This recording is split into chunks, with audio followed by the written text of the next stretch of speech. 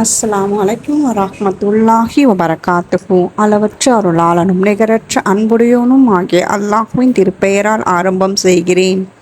எவனுடைய கையில் ஆட்சி இருக்கின்றதோ அவன் பாக்கியவான். மேலும் அவன் எல்லா பொருட்களின் மீதும் பேராற்றலுடையவன். உங்களில் எவர் செயல்களால் மிகவும் அழகானவர் என்பதை சோதிப்பதற்காக அவன் மரணத்தையும் வாழ்வையும் படைத்தான். மேலும் அவன் யாவரையும் மிகைத்தவன், மிக மன்னிப்பவன். அவனே 7 வானங்களையும் அடுக்கடுக்காக படைத்தான். மனிதனே, அர்-ரஹ்மானின் படைப்பில் குறையை நீர் காண மாட்டீர். பின்னும் ஒருமுறை பார்வையை நீட்டிப்பார். அவ்வானங்களில் ஏதாவது ஒரு பிளவை காண்கிறாயா?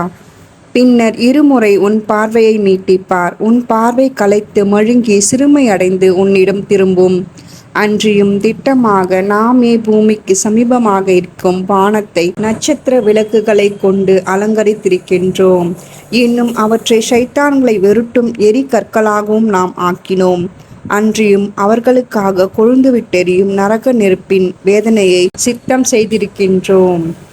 அல் குர்ஆன் அத்தியாயம் 67 வசனம் 1, 2, 3, 4, 5. ஜஸக்கல்லாஹ் ஹைரன் கசீரா. அஸ்ஸலாமு அலைக்கும் வரஹ்மத்துல்லாஹி வபரகாத்துஹு.